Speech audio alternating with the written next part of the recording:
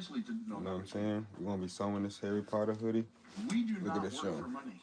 for a customer, man. We refuse. You know? Why See, I got one on myself also. Number one, I'm gonna make another one right here for a money is a supporting terrible way customer, to make man. money. Let's go. Number two, it's highly inefficient. And number three, there are better reasons to work. So, what do I mean? I don't work for money. So I work to build assets and let the assets pay me. I work to gain experience. That's a good reason for me. For me, you can do whatever you want to do. You're a full-grown adult, right? But I work to gain experience. I work to build an asset. I'll work to build a business. I'll work to develop relationships. I'll work to be a part of something special. I'll work to leave my mark on the world. But the primary reason I work, the number one reason I work is to exercise my God-likeness. The first thing God did for 6 days after he began everything, he worked. So I work because I'm made in the image of God. And as Christ said, my Father works, and too I work. Cool. So, rich people, before I tell you how we pay for things, like, I'm going to show you something. You understand what I'm about to show you for the rest of your life, everything costs the same amount. You understand? For the rest of your life, your car will cost the same amount as your house, which will cost the same amount as a bottle of water, which will cost the same amount as a pack of gum, which will cost the same amount as a first-class vacation. Everything will cost the same amount. Why? Because to rich people, everything costs the same amount. My cars, doesn't matter, Mercedes, Rolls Royce, whatever, costs the same amount as this bottle of water and this pack of Tic Tacs. All cost the same amount. Flying on a private jet from here to wherever I want to go, or drinking a bottle of water, pack of Tic Tacs, all cost me the same amount. Why? Because as a rich person, we pay for things. Write this down exactly as I said it. Do not translate it into your language, okay? Rich people, we pay for things according to our creativity. I'm going to say that again. We pay for things according to our creativity. Notice I did not say we pay for things with our creativity. I didn't say we pay for things from our creativity. I didn't say we pay for things out of our creativity. Why? If I said any one of those things, we would have less creativity after we paid for it than we had before we paid for it. So, if you're poor, buying things makes you poorer. If you're middle class, buying things makes you poorer. When you are rich, buying things, like literally buying things, like buying a new set of golf clubs, buying a new car, buying an island, buying a mountain, buying a plane, actually makes you richer. I'm going to prove that to you in a minute. How many of y'all like the sound of that, but it sounds a little confusing? Right? Okay, I'm going to prove it to you in a minute. Okay, so here's what we do as rich people. We pay for things according to our creativity. When I want to buy something, like I already told you, I don't want to take some of my money that's over there having babies. I don't want to take it out of the money maternity ward and go spend it on something. Right? So what I do, I leave it in the money maternity ward. So I want to go buy a new car. What do? I'll create an offer. And I'll pay for the new thing that I want to buy with an offer that I create. So for instance, on this Harry Potter custom hoodie right now. Your aura is limitless. Blocking distractions brilliantly. Introducing the Lenovo Aura Edition AI. I created this offer in 2006. See this offer right here? It's called From the Trash Man to the Cash Man. How do you want to get rich started from anywhere? I created this offer in 2006. Now, I created this offer according to my creativity. And I got sewing classes too if you want to learn how to sew. It was done. So I definitely got you, man. Now all you have to do is let people know we have it. And let people come buy this. So people come and buy this book from me every single day. We're going to start sewing on these we don't arms right sell here. a ton of them. We only make about $7,000 or $8,000 a month from Put the pin up here. How many times did I write the book, y'all? How many times did I write the book? One time. How often do you get paid for it? Every day. Why? Because I created the offer. This is an offer. I created it, wrote the book, told people this is what it'll do for you if you buy it. That's the offer. You give me some money, I'll give you this book, and this book will help you never be broke again because it'll teach you financial literacy, Myron style. Okay, cool. This book right here, I wrote this book in 2021. Got that. Hey, appreciate the likes, man. 2 years ago, I wrote this book. Shout out to everybody, man. This book makes me If you got any questions too, let me know. $40,000 a month. This book, paperback book, 172 pages, makes me between $30,000 and $40,000 a month. Why? Because this is an offer that I created that pays for whatever I wanted to pay for. Okay. Right. Now, here's what's cool. I had a really traumatic experience in 2022. Two of them that were really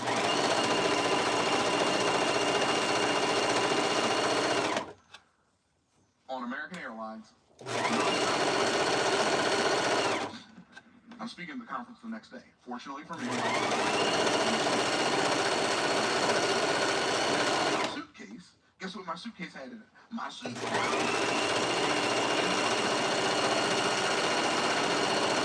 It never showed up. Next morning I called. No, we can't find it. I had to fill out paperwork again. They called me 2 months later and said, hey, if you don't come, we need you to come back and fill out this paperwork. We can't find your bag.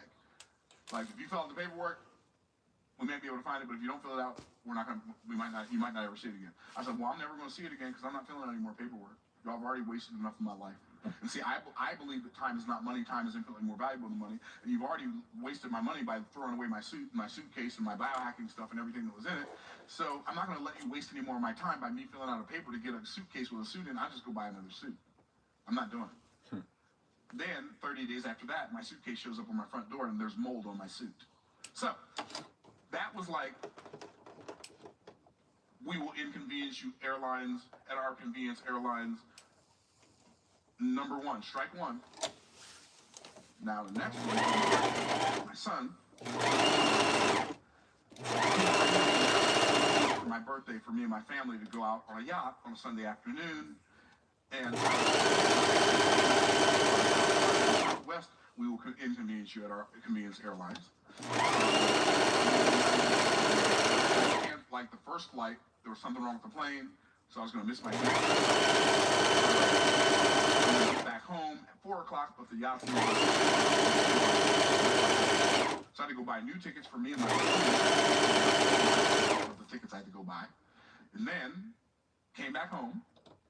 Made it in time for the yacht. That flight on Delta, convenience airlines, on my commercial again, I made that decision. I had never flown private. I had never looked into flying private. I didn't know how much it cost to fly private. I just knew I wasn't flying commercial no more. I'll walk to Las Vegas. I'll walk to Los Angeles. But I ain't getting on another one of y'all airplanes. I'm done. I'm through. It's a wrap. Y'all ever get fed up with something? Well, I was fed up. So I thought, I had a trip coming up in 2 weeks. I thought it's going to cost, I don't know, $25,000, $30,000 to fly to Las Vegas for me and my team, go do this event. I'm going to make a couple $1 million anyway. It doesn't matter. I'll pay $25,000 or $30,000 to go fly to Las Vegas. So I called my friend Gary. He has access to a jet, and he's a pilot. Hey, Gary, you're the only guy I know that has a jet. I'm not flying commercial anymore. Can you help me get a jet from Tampa to Las Vegas? He said, yeah, but it's going to cost about $60,000. I said, it's going to cost how much? And then he said something to me that changed my life forever. He said, yeah, you got to put your big boy pants on if you're going to fly private. I said, I only have big boy pants. Get the jet. Right? I had an attitude. Now I got an attitude, right? So anyway, so I flew to Las Vegas. At that event, I met a guy who owns a charter jet company. And found out that I could buy a jet card, 50 hours of private jet time on a heavy-duty private jet for like the only $11,000 an hour, $500. So it's $11,000 an hour. I'm like, sign me up. And we got light jet card too. If you $75,000. Okay, sign me up for that too. Right now.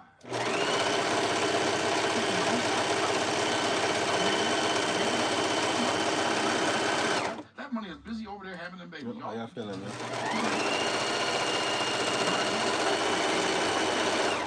I created an offer. Remember I said we pay for things according to our creativity? I created an offer for high-level entrepreneurs who are stuck at $200,000 a month, $300,000 a month, $500,000 a month, but they're smart enough to know that even though they're making that much money, they're stuck. And I created a $200,000 VIP day. They get to spend the day with me for $200,000. Okay. Guess what? In June, I sold 2 of them.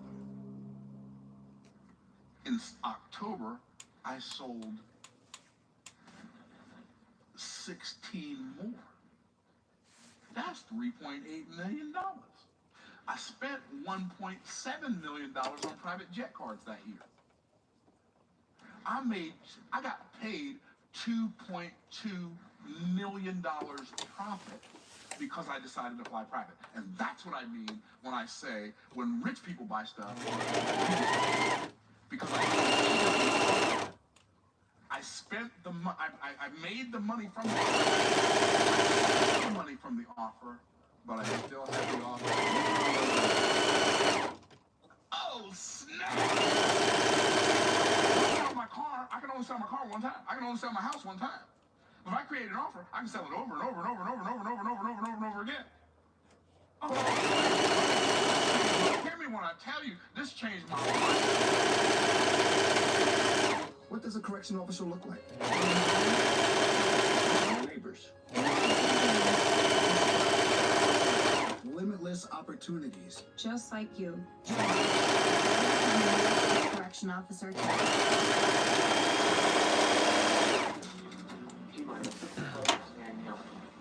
Today, we are making history. 28 musical masterpieces will be sent into space. Who knows? Certain extraterrestrials soon be dancing to Bach, Beethoven, or the anthem of space itself, my personal favorite, Johann Strauss II's The Blue Danube Waltz. Sir. I said, I ain't never gonna be safe. So guess what I did? You say, well, how did you sell so many in October? Because I told him this is the last time you're gonna be able to get this at this price. The price is going up to 350, 400, 500,000. This is the last time you will ever be able to buy this VIP day for $200,000. So 16 people bought it. Okay, cool. So then, the very next month, I sold my first one for $350,000. Then sold another for $350,000. And I just kept selling. So I created an offer to pay for my private jet travel. But guess what else I did?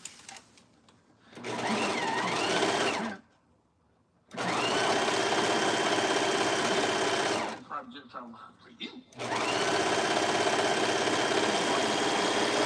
I charge them $11,000 an hour there and $11,000 an hour back. So they pay for my travel that I used up on my private jet card. So because I decided I'm going to buy something that I didn't want to spend my money on, I created an offer. And at $350,000, I think, and we just sold 2 of those. So it's like I pay for things with offers that I create. How can I create enough value for somebody to make them want to pay me $1 million? I get paid $40,000 an hour for coaching, right? So how do I sell this? How do I make $40,000 a month from this book? Well, you can pay. This book is 2 hours of coaching. Literally, I recorded me coaching a bunch of entrepreneurs for 2 hours. I was going to do the work anyway. Might as well document it. Why? Documentation beats conversation. If I document it, I only have to have the conversation once. I documented it. I had it transcribed. I took the transcript. I sent it to a book editor. She's more like a book architect. She turned the transcript into a manuscript. Had a cover design. Bada bing, bada boom. I have an offer. And now, here are your choices. You can pay me $80,000 to coach you, or you can buy the book that has 2 hours of coaching, which would be exactly what I would coach you on, for $40. I mean, for $30 plus. I said $40. I sell it for $30 plus $10 shipping and handling. So you can do either one. I'll take the $40,000 if you want to talk to me, or the $80,000 if you want to talk to me. But if you want the same information and you don't want to pay $80,000, you buy the book. So that's how I did that. Now, there are 4 different types of offers. I'm going to tell you the types of offers, then I'm going to open it up for questions. There are lead generation offers. When you create an offer, you have to have somebody to sell that offer to. So you need leads. There are lead generation offers. Okay? Then there are core product offers. Right now, we're averaging $5,000 to $6,000 a day. Some days we'll do $12,000, $15,000, but we average about $5,000 to $6,000 a day in core product offers. What is a core product offer? Core product offer is this book. Another core product offer is this book. I do a challenge called the Make More Offers Challenge. You can see it says right behind me, Make More Offers Challenge. Make More Offers Challenge general admission tickets are $97. VIP tickets are $297. Platinum tickets are $897. We sell about $60,000 to $90,000 worth of a month worth of challenge tickets, right? And the VIP experience, the $297 version, it comes with a 10 times better than money back guarantee. So what happens is, I say, look, you come to the challenge, it's 5 days, it's 2 hours a day for 5 days, and you pay me $297. And on Friday, if you don't believe it was worth 10 times what you paid for it, I'm going to give you your money back. Now, there are a couple of caveats. One, you have to have your camera turned on, because it's a Zoom. You have to have your camera turned on, so I can see you're paying attention, and you just have to do the move. I give you a little bit of homework every day. You have to do the homework every day. You do the homework every day. You watch the video, because it's a challenge. It's not a class. I'm not there to teach you something. I'm there to challenge you to become the person who can make the money you desire to make, right? So, Make More Offers Challenge. That's a core product offer. Then we have premium coaching offers. We got premium coaching offers for $20,000, $25,000, $55,000, $350,000, $1 million. We got all these different coaching programs. Those are called premium value offers, right? Premium value offers. So you got lead generation offers, core product offers, premium value offers, and the last offers are continuity offers. What's continuity? That's where you sell the thing once, but you get paid on it from now on. So there's monthly continuity, like your Apple Music is a monthly continuity, your Netflix is a monthly continuity, right? There's annual continuity. If you're an Amazon Prime Video person, that's annual membership, right? Amazon Prime's annual continuity. I have some weekly continuity programs where people pay me $510 a week. So we have a bunch of different continuity. So think about it like this. From our core product offers, we're bringing in about $80,000 to $90,000 a month. From our continuity offers, we're bringing in a couple $100,000 a month, and from our premium value offers, we bring in a little over $1 million a month. That turns into a pretty decent income. I ain't Bill Gates rich, I ain't Rockefeller rich, but I'm all right. Y'all ain't got to pray for my finances before you go to bed tonight, right? And so there are 4 different types of offers. On the Make More Offers Challenge, I teach day 1, I teach lead generation offers. Day 2, I teach core product offers. Day 3, I teach premium value offers. Day 4, I teach continuity offers. Day 5, I teach offer stacking, how to put all those offers together. I give all the people who came a coaching program outline that they can use to go and sell in the marketplace, and it changes people's lives forever. Just so happens, we have a Make More Offers Challenge starting next Monday. If you want to join it, you can go to makemoreofferschallenge.com. Larry can put the link in the Zoom and in the YouTube comments. And who raised their hand was, I think, that lady whose phone is turned sideways.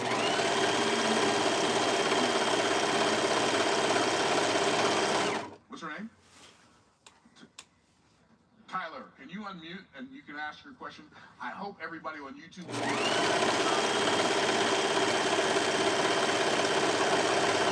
to be able to see the Zoom too, Larry, if you can make that happen. Okay.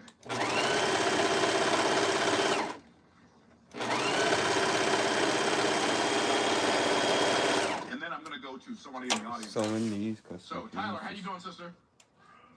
You know what I'm saying? Excellent. What That's is your what I question? Start with my my question is, for my ask the question. customers If and I all need that. background information, I'll ask for it. Don't give me the backstory. Crazy Harry please. Potter piece right here. I also got a Harry Potter hoodie on myself. You know what I'm saying? Anytime anybody asks me what it's like to work at Verizon, I always tell them it started as a job that I went after. And then later on, it progressed into a career. And now it's moved to a passion that I hope to keep forever.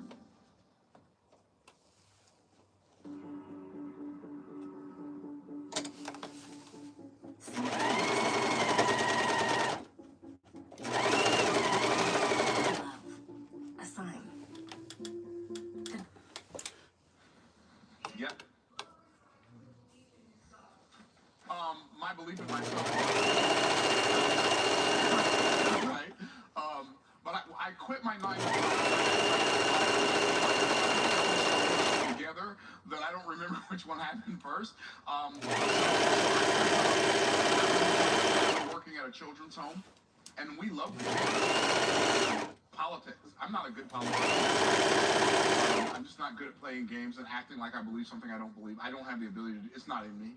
And so we got accused of doing something that we didn't do. First of all, I don't steal. Second of all, I'm a really smart guy. If I am gonna steal, so anyway, administrator's talking, and my wife goes. He jumps up and starts screaming at my wife. You think this is funny, Tony? You think this is funny? I said, I stood up. I said, I tell you what, you better not holler at my wife again. He said, I'm in charge of this meeting. You can be in charge of the whole wide world. You holler at her again, we're going to have some problems in this administration building. And we're going to need some bleep to clean it up. So go ahead, holler. He said, you're fired. I said, you can't fire me. I quit 20 minutes ago. So that's how I knew it was time to leave my 9 to 5. However, I don't think that's what you meant, so I'm going to answer the question I think you meant as well. So I believe that a person would be better off not leaving their full-time job until, by the way, the question on YouTube, in case y'all couldn't hear her, was, how do you know when to leave your 9 to 5? Okay. I would recommend, especially if you don't like your job, stay there until you replace your income with your business, or what people call their side hustle. Now, I say that because nothing will motivate you to build a business that you love like having a job that you hate. And if you lose that job, if you quit that job that you hate, you're going to lose a lot of motivation. Second of all, the hardest time to make a sale is when you have to make one. That job gives you the ability to do a presentation without having what I call commission breath, right? You don't need to make a sale. Like you're not desperate because you know you're going to get paid Friday anyway. So I would recommend that you stay at your job, especially if you hate it, until you surpass the income you're making at your job with the business that you have on the side. Hopefully that's helpful. Yeah, that's helpful. I've been sucking it up for a year and a half, and making a decent amount of money. And it's hard for me to leave that. Yes, but it would be easy for you to leave that if you learn how to use your creativity to make money instead of time. And I don't know if you've already registered for the Make More Offers Challenge or not, and if you, maybe it's not something you can even do, because we do it from, the VIP experience is from 11 to noon, and then the general session is from noon to 1. And the general session happens in a Facebook group, so they don't get any interaction with me, but the VIP session happens in a Zoom, and the VIPs get to hear me answer questions for platinums who paid $897. I think it'll be very beneficial. What is your business? What is your business that you're building? The Harry Potter hoodie. You dig? Yeah. So Custom hoodie right here. yeah, I have an artist. There was a lady in my inner circle with $55,000 program, right? She was an artist. She was a watercolor artist, and she was making a living. She came into my program. She started making like multiple six figures as an artist and an art teacher, teaching people how to do watercolor art. So you don't have to be a starving artist. My recommendation would be to learn how to go from starving artist to starring artist by learning the business of art instead of just the art of art. So hopefully that's helpful, sister. Appreciate you. All right. We're gonna go to in the room. Mariah, we're gonna wait for Mariah to get the camera ready. Okay, I think it's Alicia has the microphone. Okay, so people are yeah. That's why I repeated the question. Okay, cool. Our system. Okay, go ahead, Alicia. What's your question? Really recommend is 10x is easier than 2x. Okay. Right. So 10xing your business is considered an exponential growth, correct? Correct. So then, how does when seeing that excellence scales incrementally? I don't understand.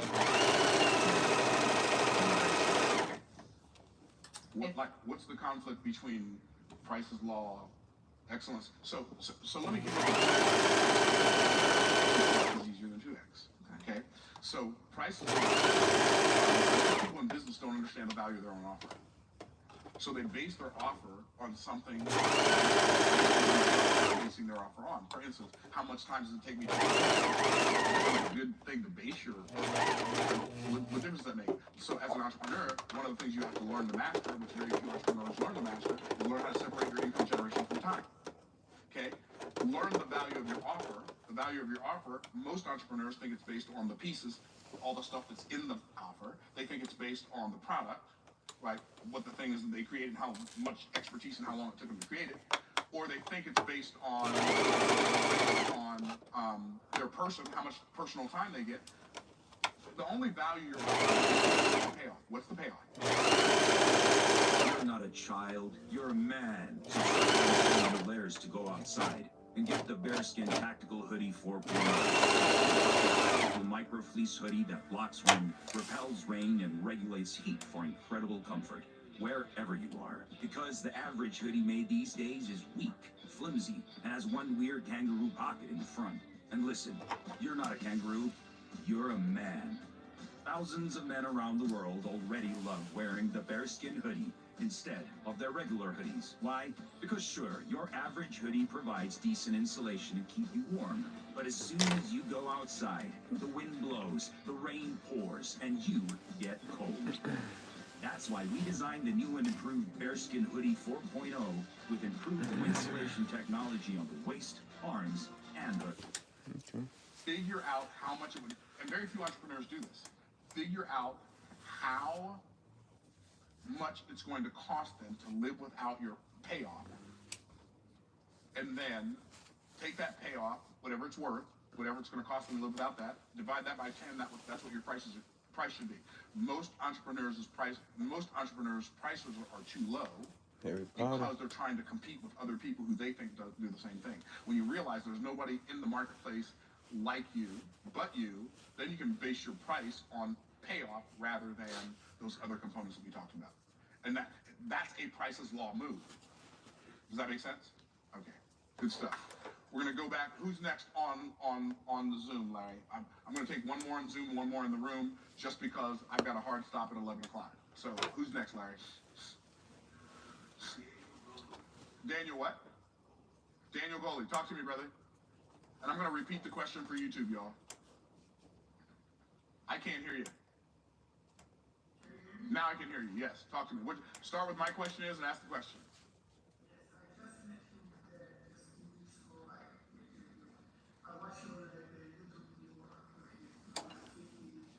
Thank you. Thank you. But people can't hear you on YouTube. I need you to ask the question. What's the question?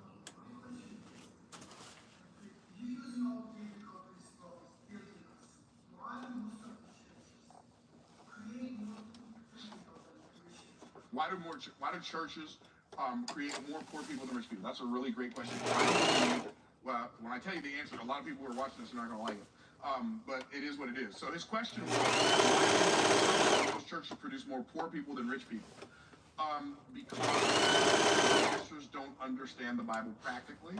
They understand it traditionally, but not practically. And what I mean by that is Christianity, unfortunately, has its roots in Catholicism. And Catholicism has a belief that in order to be righteous, you have to be poor. So the Protestant church adopted that belief. Jewish people don't have that belief. But Protestant people have that belief because most Protestants learned Bible from a Catholic perspective. And Catholics, like it's a Catholic wickedness. That is not a biblical doctrine. And that's why. And so the Bible, teach it so people can know it instead of teaching so people can do it.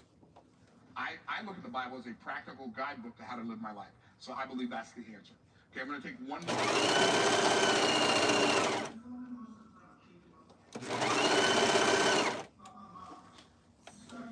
Most religions, though, okay, but say, okay, so poor people, and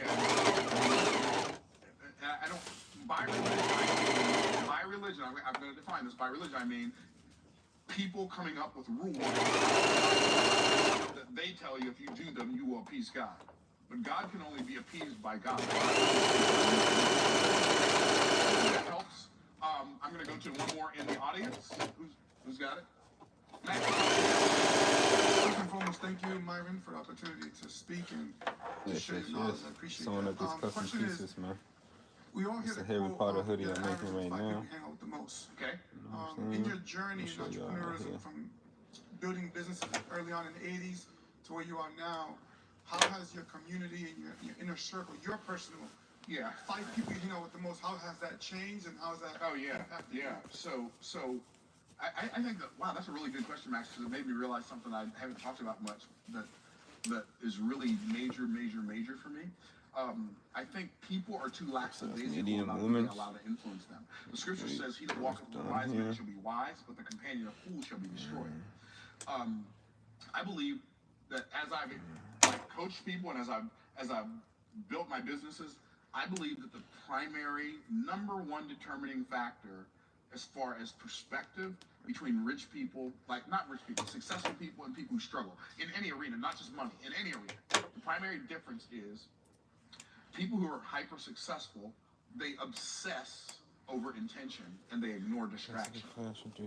People who struggle their way through life, hyper obsessed over disruption. Basically like this Harry Potter hoodie. And I think the people, like if you're hanging around people who heighten your attention on distraction, you're going to struggle your way through life. But if you're hanging around people who heighten your attention on intention, you're going to do so much better. So let me define distraction and intention and not just use those as words.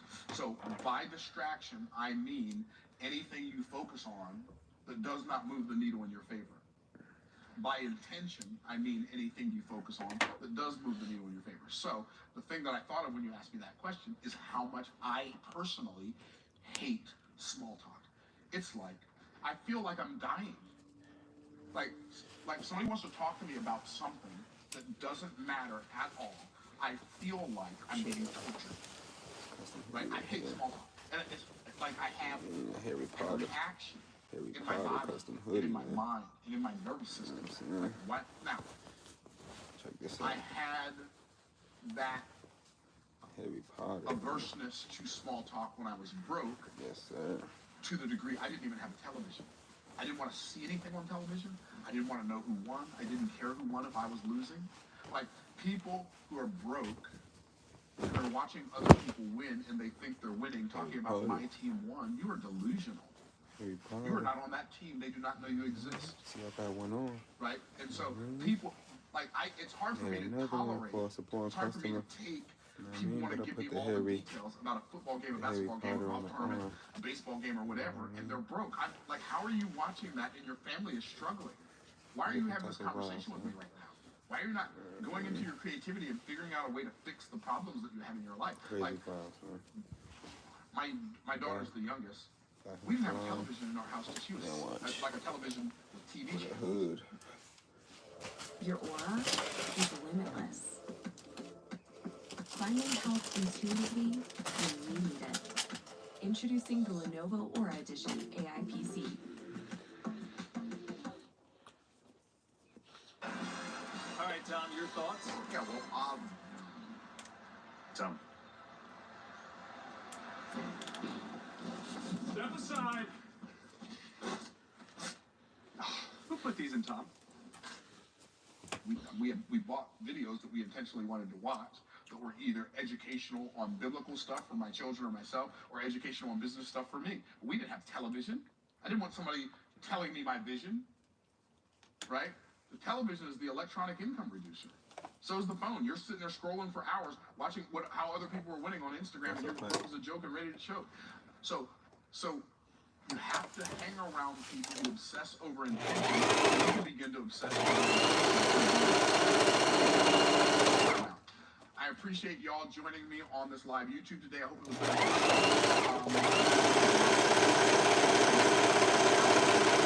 feel free to go to make more tickets. I mean,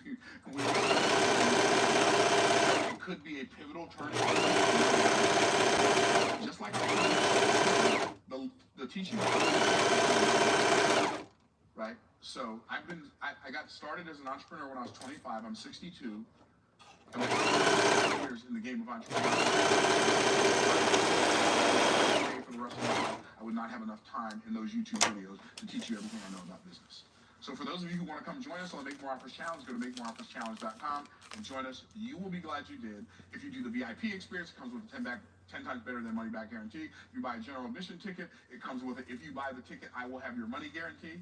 right? So I just want you to understand that there's no money back guarantee on the general admission ticket because I can't tell whether you're paying attention or not.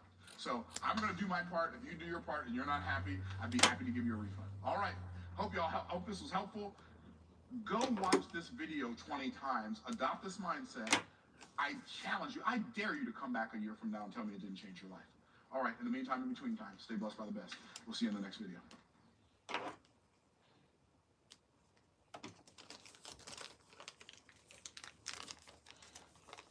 To answer your question, and I think we're going to do it again.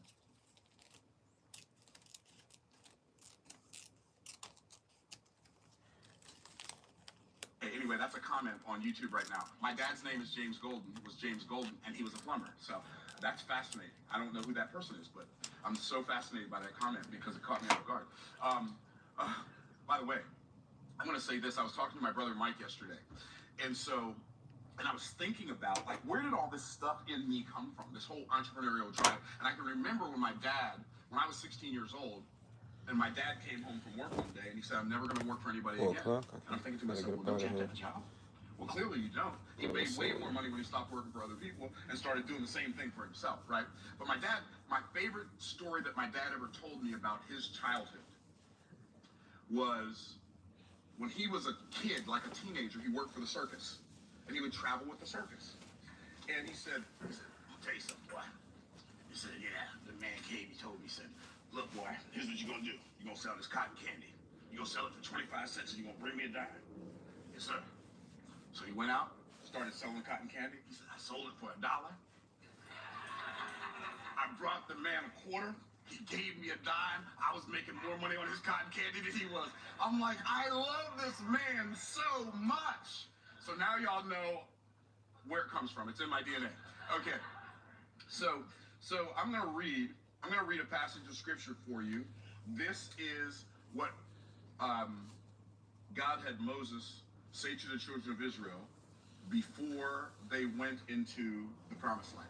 Now you gotta understand, the children of Israel coming out of Egypt, crossing the Red Sea, is a type, it's a picture of salvation. The children of Israel going into the promised land is not a picture of going to heaven. It's a picture of the spirit-filled life. Okay? So you just, and by the way, when I say spirit-filled, so because there's a whole lot of conversation about that, I'll do a video. Spirit-filled is the same as spirit-controlled. Spirit-filled is not an emotion. You may have an emotion with it, but the definition of spirit-filled is not an emotion. This is fine. The definition of spirit-filled is controlled by the Spirit. That's why it says, be not drunk with wine wherein is excess, but be filled with the Spirit. Why? Because wine, when somebody's filled with it, controls them. And the Spirit, when somebody's filled with it, it controls them. And it's another conversation for a different day. But I thought I'd share that as an aside. And so we're going to read from Deuteronomy chapter 8, verse 11 down to verse number 18. Here's what it says. Beware that thou forget not the Lord thy God, in not keeping his commandments and his judgments and his statutes which I command thee this day, lest when thou hast eaten and art full, and hast built goodly houses and dwelt therein, and when thou hast herds and thy flocks multiply, when thy herds and thy flocks multiply, and thy silver and thy gold is multiplied, and all that thou hast is multiplied. This sounds pretty good, doesn't it?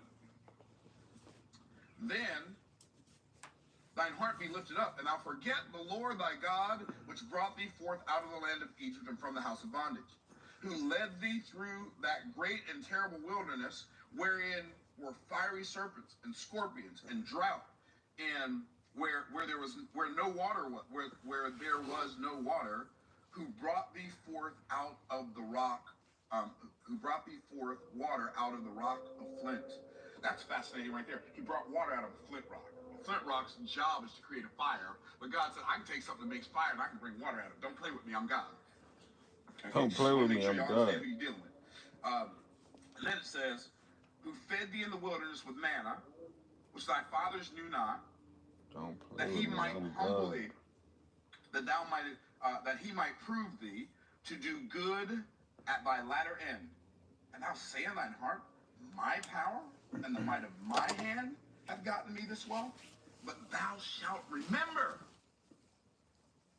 the Lord thy God, for it is he that giveth thee the power to get wealth, that he may establish his covenant, which he sware unto thy fathers as it is this day. Now, There's so much in there. I don't have time to read. I want you to wrap your mind around this. It is He that gives you the power to get wealth. Now, I know that a lot of followers of Christ, a lot of church folk, a lot of Christians, a lot of Bible believers, however you refer to yourself, believe that having wealth is inherently wrong. But I am here to tell you, and I want to make sure I say this very clearly so nobody's confused about what I'm saying. That is a satanic lie and a satanic doctrine. The fact that God, the God of abundance, wants His people to be broke is a satanic lie. There's nothing that confirms that. Man, but what about the camel in the eye of the needle? Okay, I'm glad you asked that question. I already did a video on that, so go back and watch it, and then you'll understand the camel in the eye of the needle. But we have to come to the conclusion. Okay, the scripture says God gives you the power to get wealth. Is God going to give you the power to get something bad? Okay, so whatever the camel in the eye of the needle, the scripture says the blessing of the Lord, it maketh rich and He hath no sorrow with it. Okay, is God going to bless you with something bad? This is a Snaphead New York video presentation.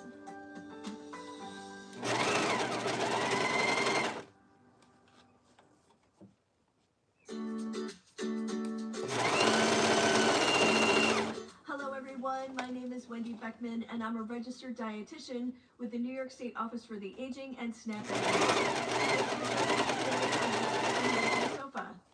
Today, I'm going to be making butternut squash and apple soup. And the recipe can also be found on the Snaphead New York. I can't hear y'all. Some of y'all looking confused. Like, I don't know, man. Maybe. No. Is God going to bless you with something bad? No. The Lord that maketh rich and He hath no sorrow with it. Okay, so whatever the case contradicts that. Does God want us to be foolish or wise? You tell me. Oh, He wants us to be wise. Riches and honor are with me. Go read Proverbs chapter 8 and 9. Riches and honor are with me. And then it says, yea, durable riches, that's wealth at last, and righteousness. So you can be rich and righteous. Whatever the camel in the eye of the needle means is not going to contradict that. So this whole idea that you're supposed to be broke is a joke and ready to choke is a satanic.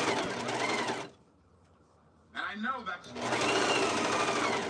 See, what people don't realize is the reason we believe that is because Protestantism is the descendant of Catholicism, and Catholicism is the descendant of Roman mythology, which is an offshoot of Greek mythology, and polytheism, and believing in all these different gods and all this different stuff. And so, if you believe a lie, here's the interesting thing about falsehood. Falsehood is going to bump its head on itself eventually. Like lies and falsehood are perpetual self-contradicting. Perpetually self-contradicting. They can't help it. But the truth always says the same thing. So you can't, like, when I'm interpreting the scripture, whatever conclusion I'm coming to, is not going to contradict something else the scripture said. He was a good guy or a bad guy. He was a good guy. He was the first one God called. He's called the friend of God. By the way, did you know that Abram, before his name was changed to Abraham, was rich? Not Nimrod, not Lamech, not Pharaoh. Abram. By the way, it didn't just say he was rich. Genesis 13. Very rich. And then it told us how he was rich. He was very rich. But that's not talking about money. Well, cattle, silver, and gold, pretty much assets. Okay, just want to make sure you understand, like, whatever it means, it's not going to contradict that. So y'all tracking. Okay. So remember that it's the Lord thy God that giveth thee the power to get wealth. God doesn't give you the power to get wealth because He wants you to have a new Lamborghini. He's not opposed to you having a new Lamborghini if that's what you want. But that's not why He's giving you the power to get wealth. He's not giving you the power to get wealth just so you can live in a mansion. He's not giving you the power to get wealth just so you can have bank accounts full of money so you can go look at it every now and say, my power got bigger. God gives you the power to get wealth to establish His covenant, which He swore unto your fathers. Finished this custom hoodie just now. Have it potted down. Don't be confused about it. Okay, so now that we're all on the same page, up to speed, where do we find this power? Well, we talked last week about the power of pain. Foot. They were in bondage for 400 years. That's pretty painful. He led them through this great and terrible wilderness. That's pretty painful. Crazy. We talked about the power of purpose. Fire. We talked about the power of perception. Today we're going to talk about the power of Put this tag in here and get proficiency. moving, What does man. that mean? It means being good at something. In the arenas in which you have to become proficient, if you're going to go from zero to rich, Harry Potter are hoodies, very, man. very Got specific. y'all. And I'm going to tell you what they are. Any Before I do, I'm going to write characters, something on the board. anime, And Dragon Ball by the way, Z, this is not an original Myron Golden quote. If you basketball, quote football, me, make sure soccer, you tell them where I got it from, okay? tennis, This is the many same other, thing. man. I got this from Daniel Priestley, the author of Oversubscribed, the author of Key Person of Influence, the author of 24 Assets. He said, I think it was in 24 Assets, he said, white markers look better on blackboards than red markers or green or whatever color that was. Okay, he said, income follows assets. Income follows assets. Okay, so income follows assets. So where do assets come from? Okay, I'm going to give it to you. Ready? Everybody ready? MS times SS times TS equals assets. Now, if you don't have any assets, then you don't have much money.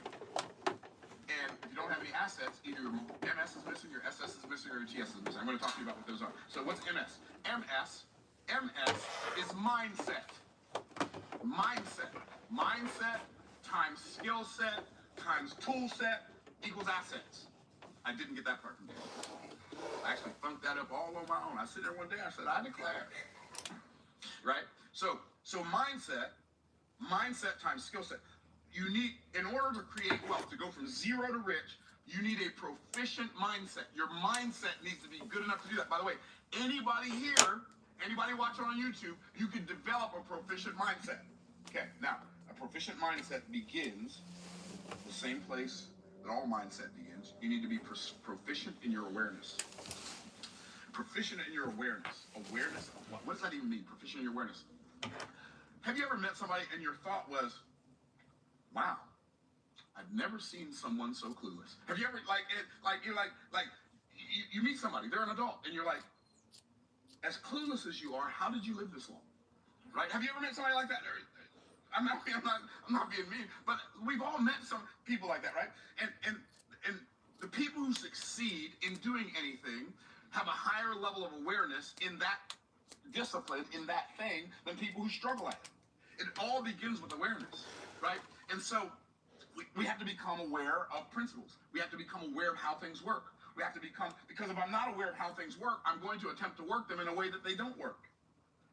Right? That's why one of the things when I'm teaching people about business, since business has to do with other people, and the money that you desire to make is already, like all the money that you desire to have and don't have right now, it's in somebody else's pocket, somebody else's bank account, right? So in order for them to hand it over, you have to become proficient in working with human nature to give people something they desire more than they desire the money they're going to pay you, right? But in order for that to happen, you have to become aware of, number one, the principle that the money is there.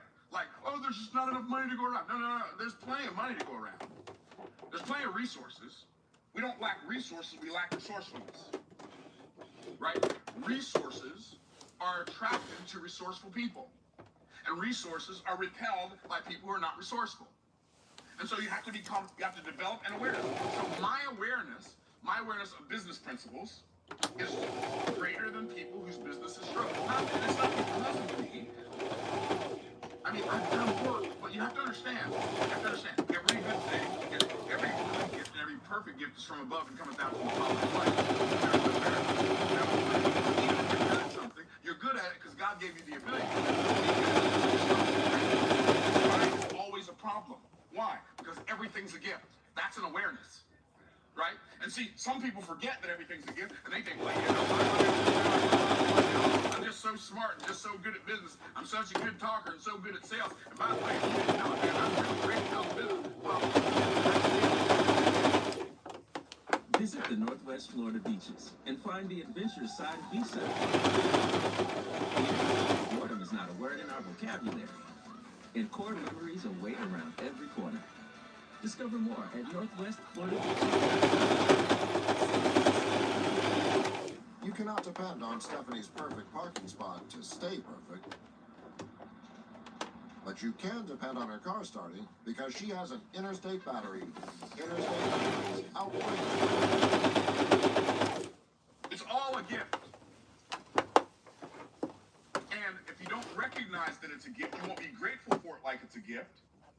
And so you'll go through life thinking you got all this stuff, you deserve it.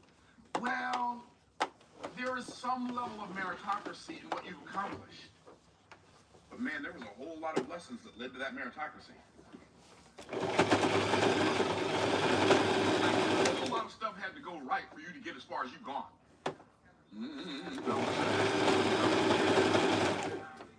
And so, we have to make sure that we maintain an attitude of gratitude for the gifts that we've been given. So, I've read the story 1,000 times. I think I even read it last week, so I'm not going to read it to you today. But the story about Hagar. And Abraham sends her out into the wilderness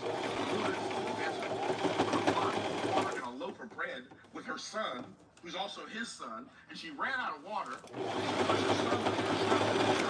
And then she goes about a bow shot away because when he dies of thirst, she didn't want to watch it.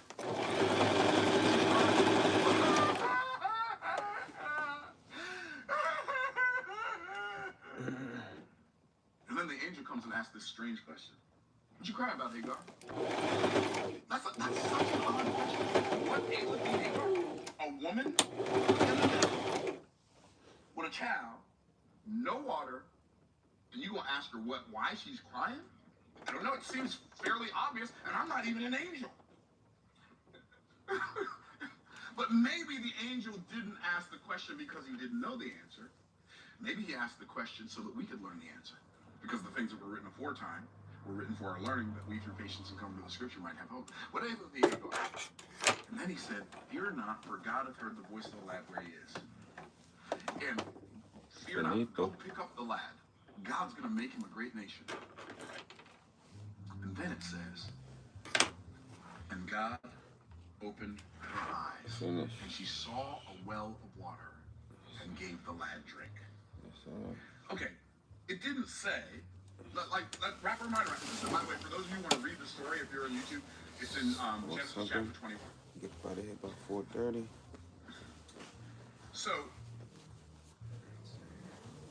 it didn't say God dug a well. It didn't say that God sent some well diggers to dig a well. It said God opened her eyes and she saw a well of water, which tells us what about the well of water? It was what? Already there. That's the hoodie, man. She didn't lack access to the water. Okay, man, I gotta go get ready to ship this to the supporter. She had. So much other hoodies.